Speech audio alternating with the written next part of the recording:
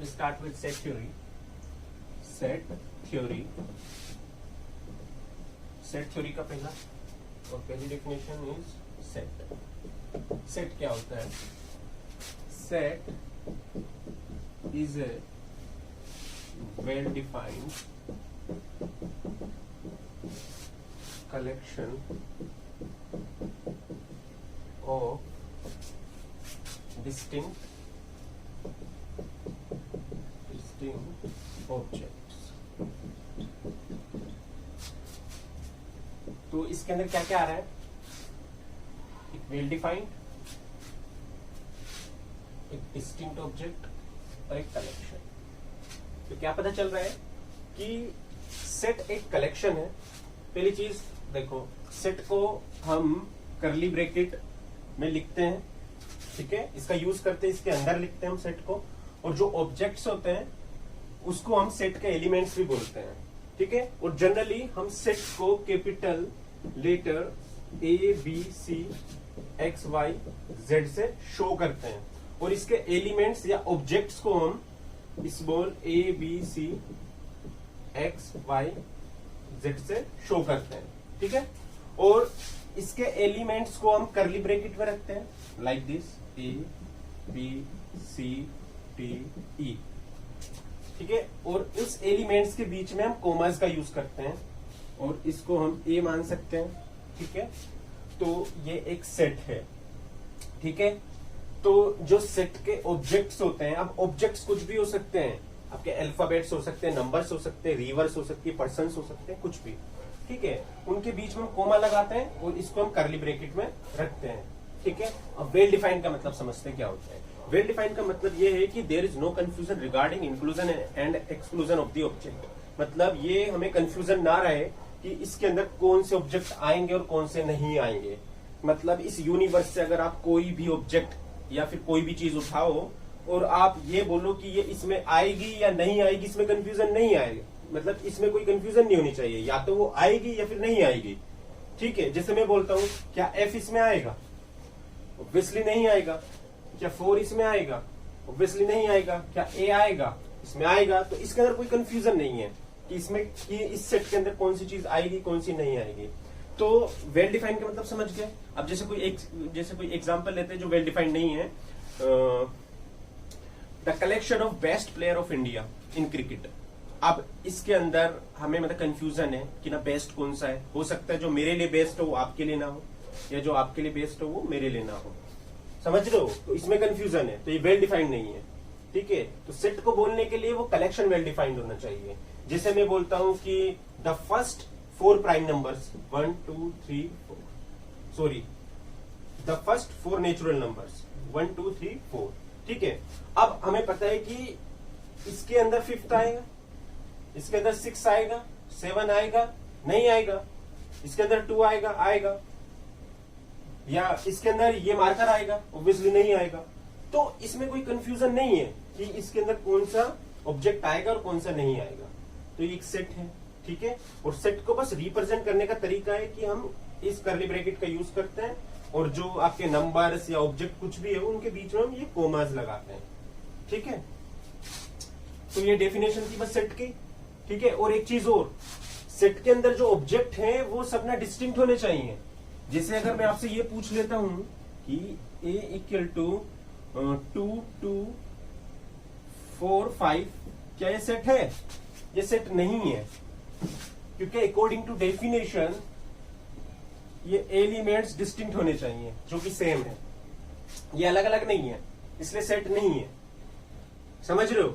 But अगर हम इसको सेट बनाए, तो इसको हमें ऐसे लिखना पड़ेगा 2 4 5. ये जो जो है यहाँ पे 2 बार लिखा है, इसको सिर्फ एक ही बार लिखना है. अब ये सेट बन गया है, ठीक है. और सेकंड चीज और, इसके अंदर ऑर्डर मैटर नहीं करता. मतलब जैसे ये लिखा है ना 2 4 5, इसके हम ये जो एलिमेंट्स को हम कहीं भी लिख सकते हैं, मतलब आगे पीछे करके, ये सब बराबर है, ठीक है. इसमें ऑर्डर मैटर नहीं करता. तो ये डेफिनेशन थी सेट की. क्योंकि हम आगे फंक्शन पढ़ेंगे, फंक्शन इंपॉर्टेंट है फॉर जेई के लिए, तो वहां सेट के बिना तो फंक्शन होता ही नहीं. तो ये सेट था. अब सेट को रिप्रेजेंट करने के दो तरीके हैं, वो क्या क्या है, ये रफ कर देता हूं।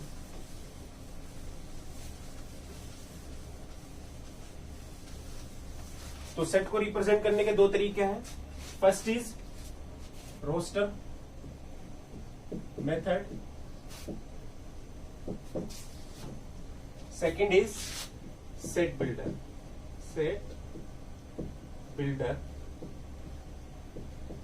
मेथड। ठीक है, रोस्टर मेथड को हम लिस्टिंग मेथड भी कहते हैं।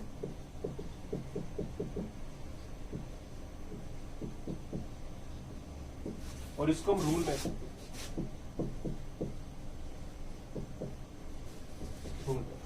ठीक है। अब नाम से ही पता चल रहा है लिस्टिंग मेथड, मतलब हमें लिस्ट करना पड़ता है एलिमेंट्स को। ठीक है, जैसे एग्जांपल से समझ आ जाएगा। जैसे मैं बोलता हूं कि सेट ऑफ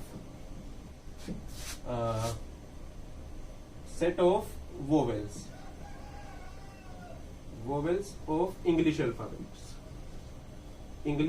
अल्फाबेट्स। ठीक है, तो सेट ऑफ इंग्लिश अल्फाबेट्स को हम कैसे लिख सकते हैं? एक तो इसको हम ए मान सकते हैं, ठीक है, और इस कर्ली ब्रैकेट में लिखते हैं। और एलिमेंट्स क्या क्या होते हैं vowels? A, E, I, O, you. एक तो ऐसे लिख सकते हैं, मतलब जो एलिमेंट्स थे, जो आपके ऑब्जेक्ट्स थे उस कलेक्शन में, उसको हमने एज इट इज लिख दिया सबको, बीच में कॉमाज लगा दिया। इसको रोस्टर मेथड कहते हैं बस। ठीक है, और इसी चीज को अगर हम सेट बिल्डर में लिखें तो हम कैसे लिखते हैं? इसको भी ए मान लेते हैं। सेट बिल्डर में कैसे लिखते हैं? पहले हम एक वेरिएबल लिखते हैं, वो हम एक्स भी ले सकते हैं, वाई भी ले सकते हैं। ठीक है, तो एक्स फिर लिखते हैं सच दैट, फिर एक्स इज ए वोवेल, मतलब एक्स इज ए के बाद, मतलब एक्स इज ए के बाद ये सेम टू सेम लिख देते हैं। ये जो है vowel of x is a vowel of English alphabet. अब यहां इंपॉर्टेंट देखिए, मैंने यहां पे ए क्यों लगाया? क्योंकि ये तो एक ही एलिमेंट है ना एक्स, ये हमारा मतलब कुछ भी हो सकता है। इसके अंदर सब आ गए, अब सब के सब। क्यों? क्योंकि एक्स हमारा अब यहां पर ए भी हो सकता है, तो यहां पर हो गया A is a vowel of English alphabet. यहां पर ई भी आ सकता है, तो E is a alphabet of English. Similarly I, O and U. But तो इसको लिखने के दो तरीके क्यों बनाए? क्योंकि एक तो ऐसा भी होता है कि हमें उसके ऑब्जेक्ट्स नहीं पता एग्जैक्ट सेट के क्या क्या है, तो हम ऐसे नहीं लिख सकते हैं, तो वहां ये काम आएगा। जैसे मैं आपसे बोल देता हूं कि the collection of MPs of India, जो इंडिया के जितने भी एमपीज हैं, मेंबर ऑफ पार्लियामेंट के पर्सन हैं, उनको लिखो। अब आप ऐसे नहीं लिख पाओगे ना, क्योंकि आपको मतलब नाम भी नहीं पता कि क्या क्या नाम है सबका, तो उसको हमें ऐसा लिखना इजी रहेगा कि एक्स मतलब आपका कोई भी MP, x such that x is a MP of India. और ये सिंबल हमारा सच दैट का होता है, इसको हम सच दैट बोलते हैं। यहां एक्स की जगह हम वाई भी ले सकते हैं। ठीक है, इसका बहुत ज्यादा यूज है। ठीक है, इसमें कंफ्यूजन नहीं होनी चाहिए। मतलब पहले एक्स लिखते हैं, फिर सच दैट लिखते हैं, फिर एक्स इज ए, फिर जो भी आपको दिया है। और ये सच दैट को हम ऐसे भी लिख देते हैं, कहीं कहीं आपको ये भी मिलेगा। इसका मतलब भी यही होता है सच दैट। ठीक है, तो ये दो मेथड थे। जैसे एक एग्जांपल और ले लेता हूं मैं, सिंपल सा कोई। ठीक है, जिससे मैं ले लेता हूं set of even natural number. Set of even natural number, तो उसको रोस्टर में कैसे लिखेंगे? Even natural number 2, 4, 6 so on।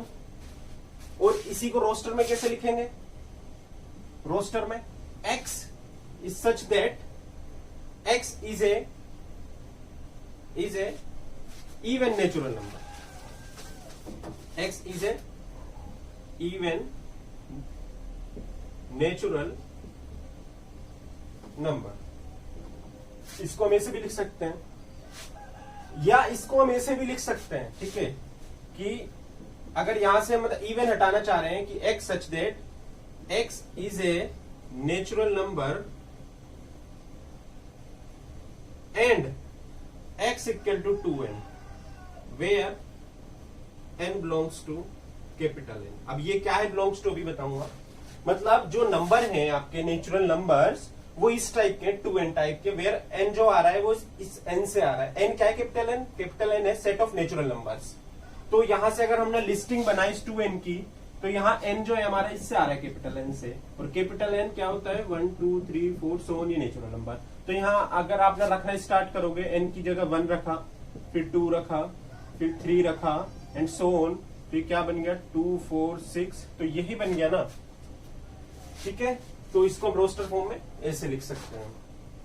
ठीक है, अभी ये क्या है मतलब सेट ऑफ नेचुरल नंबर को हम इससे शो करते हैं कैपिटल N से, और ना रियल नंबर को कैपिटल R से। ये सब हम आगे बताएंगे। ठीक है, कर देता हूं मैं। तो ये हो गया है।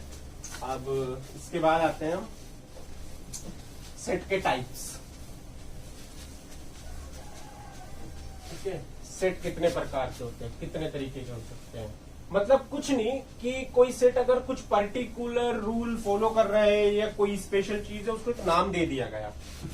ठीक है, जैसे मैं बोल दूं यहां पर एम्प्टी सेट। अब नाम से ही पता चल रहा है कि एम्प्टी, एम्प्टी का मतलब खाली। अब खाली का मतलब वो सेट खाली है। खाली मतलब कि ना जो मतलब वो सेट जिसमें कोई भी एलिमेंट ना हो, मतलब the set which has no element is called empty set।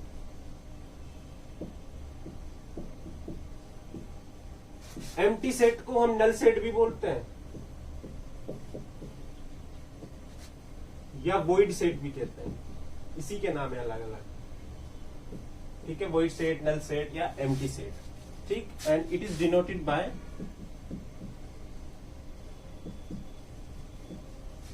By the symbol this. या ये जो हम सेट को इसके बीच लिखते थे, तो इसको ऐसे खाली छोड़ देते हैं, या तो इससे इसको हम मतलब 5 भी कहते हैं। ठीक है, या ये ब्लैंक छोड़ देते हैं, इससे शो करते हैं। जैसे एग्जाम्पल, अब ये इसका यूज कहां होगा, कोई एक एग्जाम्पल एम्प्टी सेट का।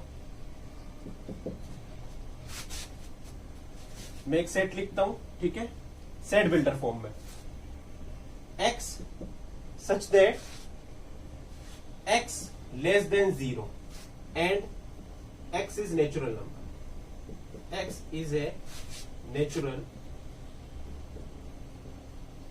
नंबर। अब बताओ इस सेट के अंदर कौन कौन से एलिमेंट आएंगे। कि इसके अंदर x है वो ऐसा है कि x 0 से छोटा है, मतलब निगेटिव है, और x एक नेचुरल नंबर है। तो हमें पता है नेचुरल नंबर तो 1 से शुरू होते हैं, निगेटिव होते ही नहीं, मतलब इसके अंदर ऐसे कोई एलिमेंट नहीं आएंगे। अब जब कोई एलिमेंट नहीं आएंगे तो ये एम्प्टी सेट हो गया, मतलब खाली। ये Fi मतलब जो चीज इम्पॉसिबल हो, जो रियल लाइफ में ट्रू ना हो, वो एम्प्टी सेट होता है। उसके अंदर कोई एलिमेंट ही नहीं आएंगे। जैसे एक एग्जांपल और ले लेते हैं हम, एक सेट ले लेते हैं x such that x square plus 2 equal to 0 and x is real. अब बताओ कि इसके अंदर ऐसे x जो इसको सेटिस्फाई करे, इस इक्वेशन को, x square plus 2 equal to 0। अब ऐसा कोई रियल नंबर ही नहीं है कि जो इसको सेटिस्फाई करे। क्यों? Because x square plus 2 equal to 0 मतलब x square is equal to -2। तो क्या कभी किसी नंबर का स्क्वायर नेगेटिव आ सकता है? ऑब्वियसली नहीं। तो इसका कोई सॉल्यूशन ही नहीं है, ऐसा कोई x ही नहीं मिलेगा, मतलब इट्स इम्पॉसिबल। इसका मतलब इट्स एम्प्टी सेट। तो A is a empty set. समझ आ गया? अब एम्प्टी सेट के बाद नेक्स्ट आता है हमारा, इसमें मतलब बहुत सारे टाइप्स है। सिंगलटन सेट ले लेते हैं। जैसे सिंगलटन सेट क्या होता है, अब देखो नाम से ही पता चल रहा है सिंगलटन, उसके अंदर एक सिंगल एलिमेंट होना चाहिए बस, उसको सिंगलटन सेट कहते हैं। समझ रहे हो? अब सिंगलटन के बाद जैसे हम ले लेते हैं फाइनाइट सेट, इनफाइनाइट सेट क्या होता है? अब देखो नाम से ही पता चल रहा है, फाइनाइट एंड इनफाइनाइट। तो फाइनाइट सेट क्या होता है? फाइनाइट सेट तो फाइनाइट सेट होता है जिसके अंदर फाइनाइट एलिमेंट्स हो। एलिमेंट्स मतलब ऑब्जेक्ट्स, ठीक है। जैसे एग्जांपल, कोई finite set of vowels in English alphabets और इन हिंदी अल्फाबेट्स, वो सब फाइनाइट है। फाइनाइट मतलब जिनको हम काउंट कर सके, जिनको हम गिन सके, वो फाइनाइट होता है। इनफाइनाइट जिनको हम काउंट तो कर सके या फिर काउंट नहीं कर सके। एक्चुअली इनफाइनाइट भी दो टाइप्स के होते हैं, एक काउंटेबल एंड अनकाउंटेबल। वो मतलब हायर मैथमेटिक्स में पढ़ते हैं अनकाउंटेबल वगैरह। अभी सिर्फ फाइनाइट का मतलब समझ लो कि जो कभी खत्म ना हो, बस, ठीक है। तो जैसे हो गया सेट ऑफ नेचुरल नंबर, ये कभी खत्म ही नहीं होता। अगर आप स्टार्ट करोगे काउंटिंग 1 2 3 4 5 तो ये कभी खत्म ही नहीं होगी, तो ये इनफाइनाइट सेट हो गया। अब जैसे आप ले लेते हैं कि the number which is neither prime nor composite, मतलब ऐसा कौन सा नंबर है जो ना तो प्राइम है और ना कंपोजिट है। Actually it's example of singleton. तो ओनली वन, ये वन ना तो प्राइम है ना कंपोजिट है, क्योंकि डेफिनेशन क्या होती है प्राइम की? विच हैज एग्जैक्टली 2 फैक्टर्स, ठीक है। अब इसका फैक्टर तो ओनली एक ही है और ना वो भी 1 है, इसके अलावा कोई फैक्टर ही नहीं है, तो ये एक प्राइम नहीं है। अब कंपोजिट की डेफिनेशन क्या होती है? Which has more than 2 factors, जिसके 2 से ज्यादा फैक्टर्स होते हैं वो होता है कंपोजिट। अब इसके तो एक ही फैक्टर है, ना तो ये डेफिनेशन शो कर रहा प्राइम की, सॉरी उसकी, ठीक है, और ना ये फॉलो कर रहा definition of composite. So 1 is such number which is neither prime nor composite, so वो ये सेट बनेगा।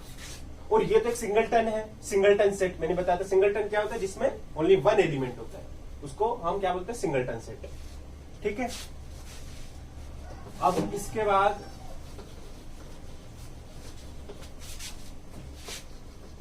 अब जैसे हम नंबर्स के अंदर ऑपरेशन लगाते हैं, जैसे नंबर्स में ऑपरेशन होते हैं 2 + 2, 2 - 2, 2 / 2 एंड 2 × 2, ये ऑपरेशंस होते हैं, 4 ऑपरेशंस। इसी सेट के अंदर ऑपरेशन होते हैं, बट वो उसको हम ऐसे शो नहीं करते, ठीक है। उसके अंदर शो मतलब ऑपरेशन क्या होते हैं? Operations of set, operations of set, एक यूनियन होता है पहला, सेकंड इंटरसेक्शन होता है। ये क्या होता है भी बताऊंगा, इंटरसेक्शन। और इसके अंदर मतलब कॉम्प्लीमेंट वगैरह भी आते हैं, कॉम्प्लीमेंट,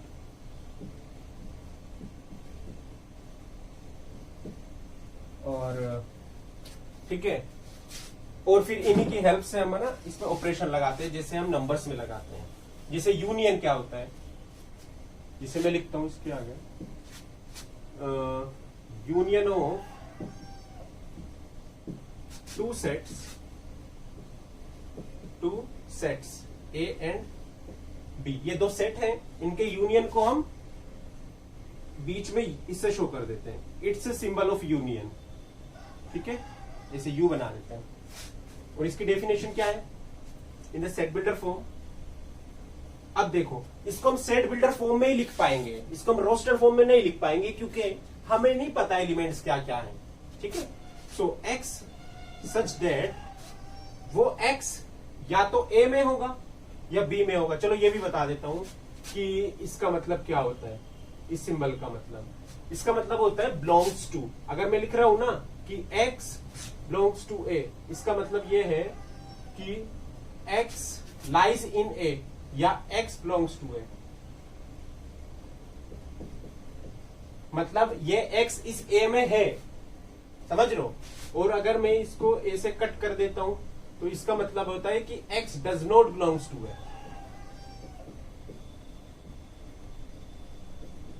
मतलब ये x इस a में नहीं है, ठीक है। तो इसका मतलब क्या है? a यूनियन का मतलब, a यूनियन b का मतलब equal to x such that x या तो a में है या b में है।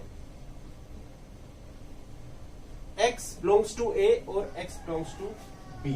अब और एक्चुअली मैथमेटिक्स में और भी 2 टाइप के होते हैं, मैथमेटिक्स के अंदर, बट हम मैथमेटिक्स में और को मानते हैं इंक्लूसिव।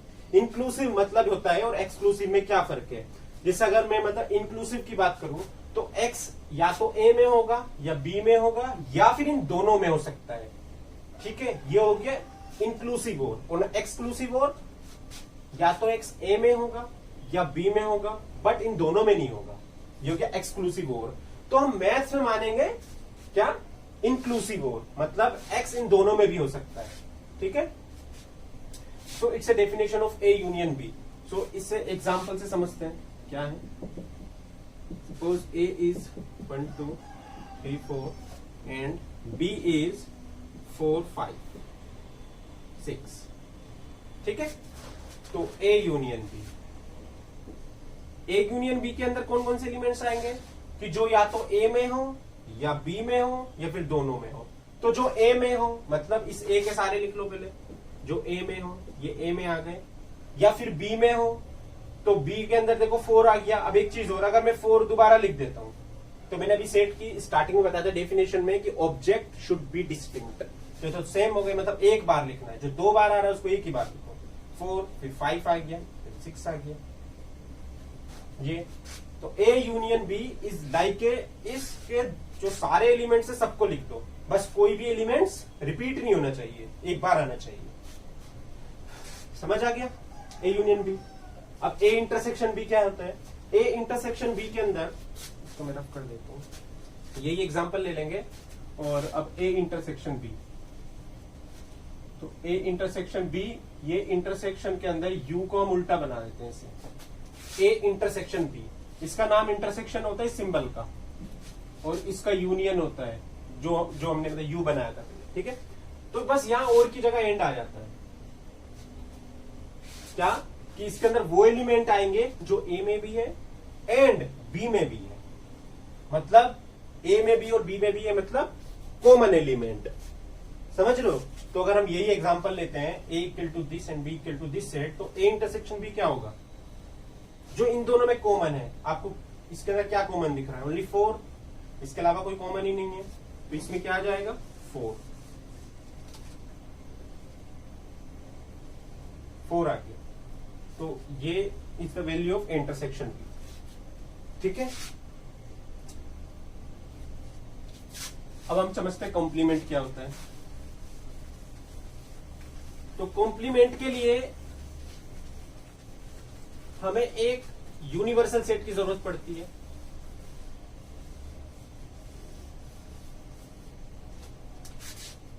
तो कॉम्प्लीमेंट को हम कैसे शो करेंगे, if U is a universal set, मतलब क्या कि जैसे इसको समझने के लिए यूनिवर्सल सेट हम क्यों ले रहे हैं, क्या इसका रीजन है। जिससे मैं एग्जांपल बोलता हूं,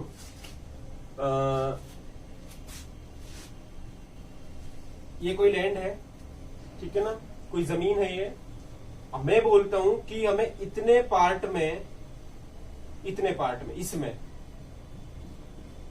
इसको हमें नहीं बेचनी, तो मतलब इसको रखनी है, मतलब समझ रहे हो ना, सॉरी, इसको अगर हमें नहीं बेचनी और इसको बेचनी है, तो ये पूरा एक यूनिवर्सल का सेट काम कर रहा है ना, एक यूनिवर्सल की तरह काम कर रहा है।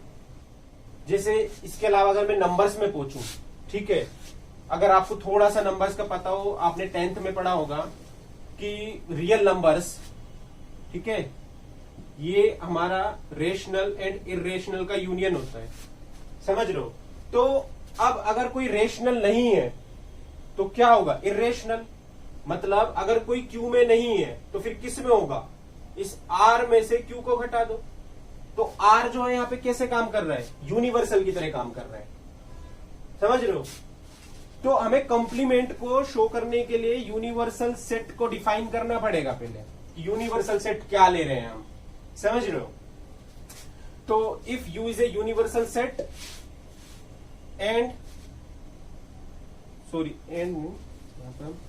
then the complement of A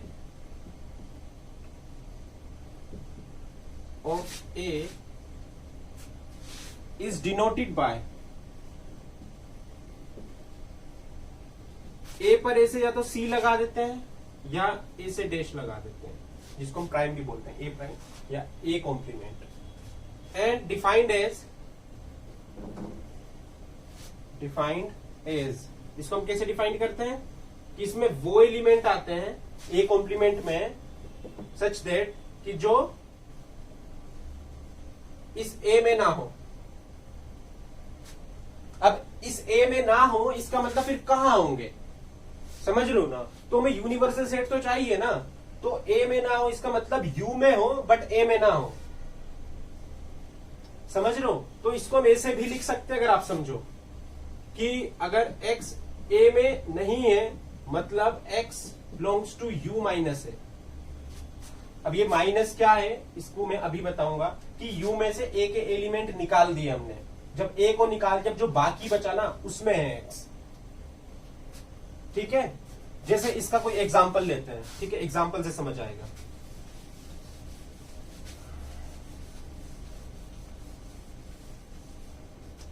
जैसे मैं लेता हूं, देखो और एग्जाम्पल से और अच्छा समझ आएगा कि मतलब यूनिवर्सल सेट क्या है। मैं कह रहा हूं कि x is not a natural number,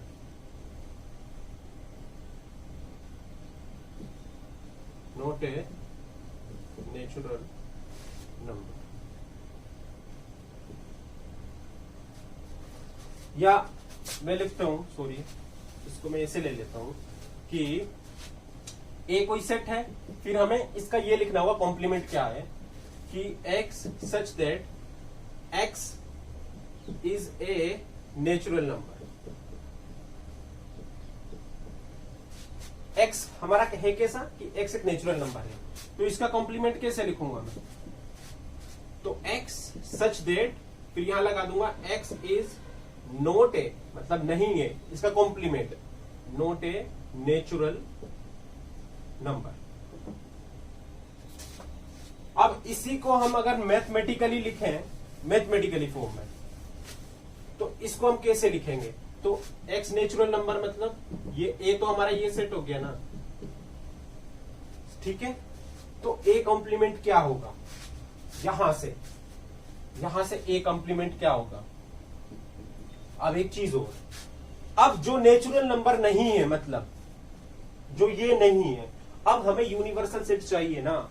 हो सकता है universal set set of integer हो, समझ लो। अगर सेट ऑफ इंटीजर होता है, सेट ऑफ इंटीजर क्या होता है कि ये हमारा माइनस में भी चलता है और ये ना प्लस में भी चलता है, ऐसे ये सेट ऑफ इंटीजर होता है। तो जो ये नहीं है बाकी क्या बचा, बाकी यही बचा ना, 0 -1 -2 सो ऑन ये। तो इसका कॉम्प्लीमेंट ये हो गया। अब ये हुआ किसके रेस्पेक्ट में, जब यूनिवर्सल सेट हमारा सेट ऑफ इंटीजर है, समझ आ रहा है। तो ये हुआ, आ रहा है समझ में कॉम्प्लीमेंट क्या होता है। तो कॉम्प्लीमेंट के लिए हमें यूनिवर्सल सेट की जरूरत पड़ती है, ठीक है। ये सब तो बेसिक ही है वैसे, ठीक है। तो a माइनस बी और डिफाइन कर देते हैं, a माइनस बी, ये जो ऑपरेशन है ना, a माइनस बी क्या होता है, a माइनस बी का मतलब क्या होता है कि वो एलिमेंट आते हैं इसमें कि जो इस a में तो हो बट इस b में ना हो, मतलब it contains those elements which belongs to a but not belongs to b, जो a में हो लेकिन b में ना हो। जैसे अभी मैंने यूनिवर्सल सेट में बताया था कि u माइनस a, इसका कॉम्प्लीमेंट मतलब a का complement u minus a, u is a universal set. इसका मतलब क्या हुआ इस डेफिनेशन के हिसाब से कि जो u में हो बट a में ना हो। जैसे अभी मैंने सेट ऑफ नेचुरल नंबर लिया था, ठीक है, a set of natural number लिया था, तो उसका कॉम्प्लीमेंट क्या होगा कि जो उसमें ना हो नेचुरल नंबर में, तो फिर कहां हो, तो जो हमने जो यूनिवर्सल सेट माना था सेट ऑफ इंटीजर, अब जो बाकी बचा वहां हो। समझ आ रहा है। जैसे इसका कोई एग्जांपल ले लेते हैं कि a is 1 2 3 and b is 2 4 5, it's a b। तो a माइनस बी क्या होगा इस डेफिनेशन के हिसाब से, इसके हिसाब से, तो a माइनस बी जो a में हो, तो a में तो ये है लेकिन b में ना हो, तो बी में ये वाला मैच मिल गया ना सेम 2 2, तो ये छोड़ देंगे हम, बाकी क्या बचा 1 और 3, तो 1 और 3 आता है। ठीक है, तो अगर इसको अब हम वेन डायग्राम से समझना चाहें, वेन डायग्राम क्या होता है, एक सेकेंड,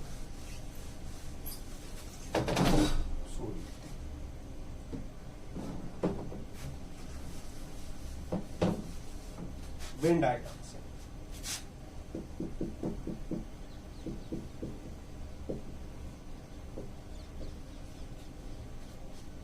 वेन डायग्राम, जैसे वेन डायग्राम जैसे दो सेट है वो ऐसे हो सकते हैं, this is A, this is B, और ये यूनिवर्सल सेट है जो इसके अंदर यूटिलाइज करते कंटेंट है। ठीक है, तो ये पार्ट इन दोनों के अंदर कॉमन है, आपको दिख रहा है।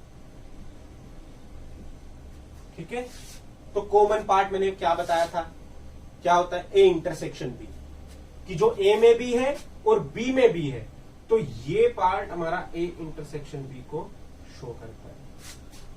ठीक है, ए यूनियन बी क्या होता है, A union B, A union B जो या तो ए में हो या बी में हो या फिर दोनों में हो, इसका मतलब इस ए और बी का सारा आ जाएगा। ठीक है, बट जो कॉमन एलिमेंट है वो सिर्फ एक बार लिखा जाएगा, 2 बार नहीं लिखते सेट में। तो ये ए का ये सारा आ गया पूरा का पूरा, और ये बी का सारा आ गया पूरा कंप्लीट, और ये इस कॉमन को एक बार लिखेंगे, मतलब ये पूरा आ गया इस ए यूनियन बी में, इस ए इंटरसेक्शन बी में ये बीच का पार्ट आ गया बस। ठीक है, अब इसको क्या बोलेंगे हम, इतने पार्ट को, इसको मैं रफ कर देता हूं,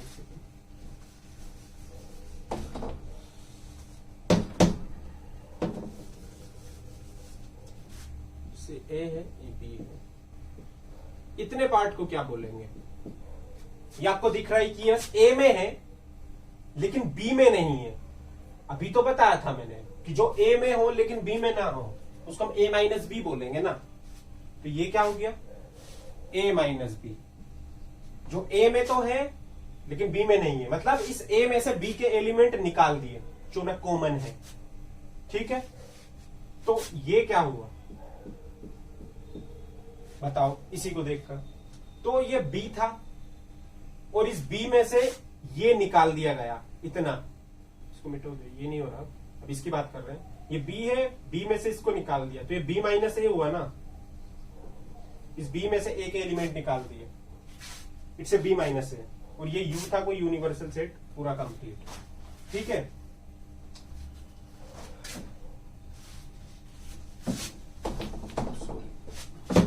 तो अब हम नेक्स्ट स्टार्ट करते हैं। वैसे इसके अंदर बहुत कुछ है अभी, बट इससे मतलब इससे सिर्फ ओनली इंट्रोडक्शन ही दे रहा था मैं।